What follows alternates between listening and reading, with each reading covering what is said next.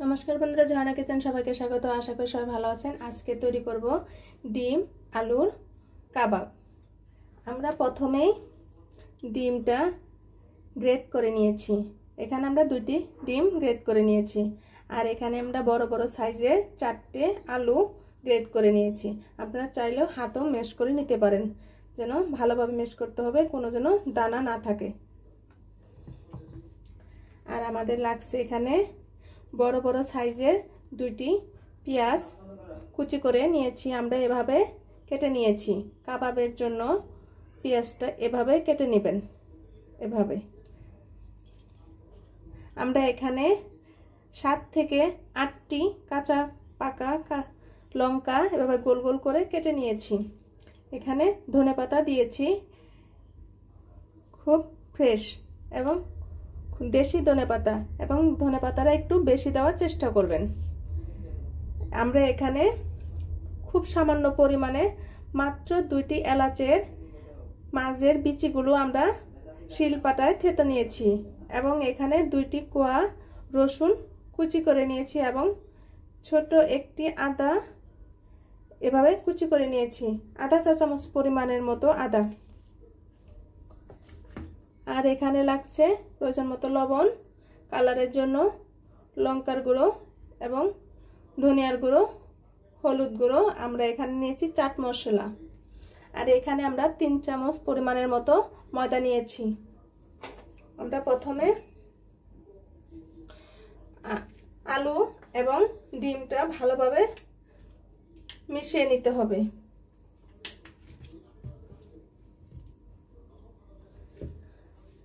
এভাবে সবটি একসাথে মিশিয়ে নিতে হবে এবং সবটি উপকরণ একসাথে দিয়ে দিতে হবে।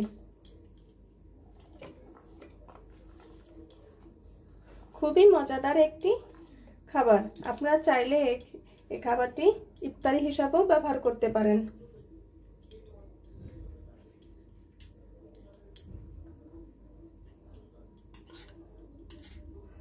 আধা চা চামচ পরিমাণের মতো আমরা হলুদ গুঁড়ো দিয়ে দিব, এবং চাট মশলা আমরা পুরো 1 চামচ ভরে দিয়ে দিব এখানে। আপনারা অবশ্যই চাট মশলাটা দেওয়ার চেষ্টা করবেন। কাবাবের ফ্লেভারটা দারুণ হয় এবং খেতেও খুব মজার হয়। প্রয়োজন মতো লবণ। আমরা এখানে কাঁচা লঙ্কা দিয়েছি, এজন্য আধা চা চামচ পরিমাণের মতো লঙ্কার গুঁড়ো দিয়ে দিব, এবং এখানে ধনেপাতা দিয়েছি, সেজন্য আমরা এখানে আধা চা চামচ পরিমাণের মতো ধনিয়ার গুঁড়ো দিয়ে দিব। এখন ভালো করে সবটি উপকরণ একসাথে মাখিয়ে নিতে হবে।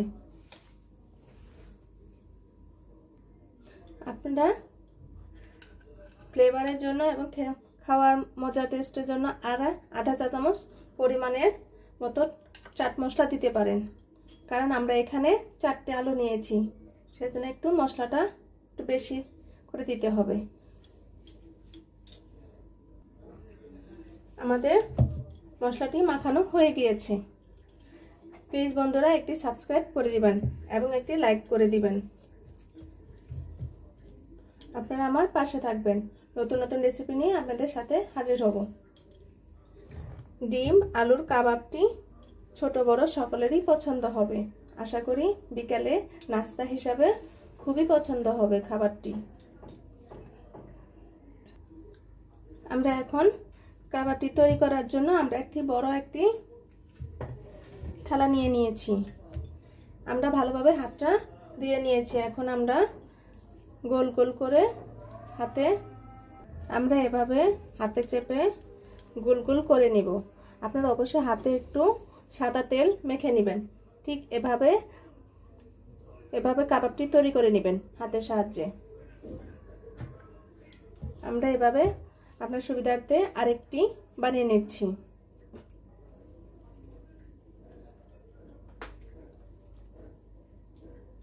দেখুন, এভাবে গোল গোল করে বানিয়ে নিতে হবে। বন্ধুরা, আমাদের 4টে বড় বড় আলু এবং দুটি ডিমে আমাদের কাবাব এক থালা এবং ছোট একটি পিস হয়েছে। এখন আমরা 3 চামচ পরিমাণের মতো ময়দা আমরা এখানে মিশিয়ে দিব।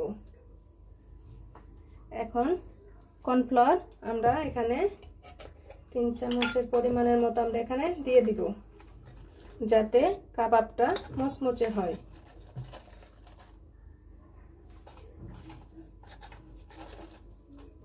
তিন চামচের পরিমাণের মতো আমরা এখানে দিয়ে দিব।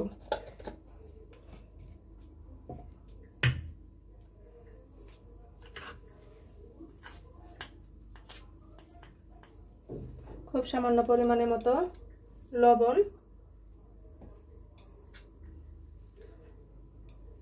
দিয়ে আমরা গুলে নিব। আমরা এখানে অল্প অল্প পরিমাণের মতো জল দিয়ে, নরমাল জল দিয়ে এখন এটা ভালোভাবে গুলিয়ে নিতে হবে। এভাবে গুলিয়ে নিতে হবে। আমরা খুব সামান্য পরিমাণে একটু এখানে লঙ্কার গুঁড়ো দিয়ে দিব, যাতে কালারটা সুন্দর হয়। খুব সামান্য পরিমাণের মতো ধনিয়ার গুঁড়ো দিয়ে দিব, আর খুব সামান্য পরিমাণের মতো আমরা হলুদ গুঁড়ো দিয়ে দিব। এখন ভালোভাবে গুলিয়ে নিতে হবে, যাতে কাবাবটা কালারটা খুব সুন্দর দেখায়। এমন ভাবে গোলাইতে হবে যাতে কোনো দানা যেন না থাকে। আমাদের গুলানোটি হয়ে গিয়েছে। এখন আমরা কাবাবগুলো এর মাঝে দিয়ে চামচের সাহায্যে ভালোভাবে ডুবিয়ে নিতে হবে। এরপর আমরা তেলে ভেজে নিব। আমাদের কড়াইয়ে তেল গরম হয়ে গিয়েছে। আমি আগে থেকেই কড়াইয়ে তেল গরম দিয়েছিলাম। এভাবে একে একে আমরা কাবাবগুলো দিয়ে দিব। এখন আমরা কাবাবগুলো উল্টিয়ে দিব।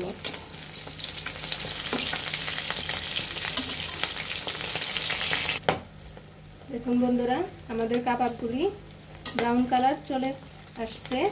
আমরা এখন নামিয়ে নিব।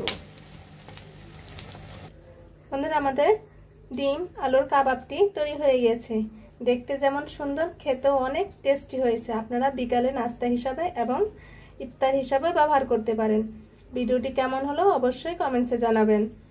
ভিডিওটি দেখার জন্য ধন্যবাদ। Thank you.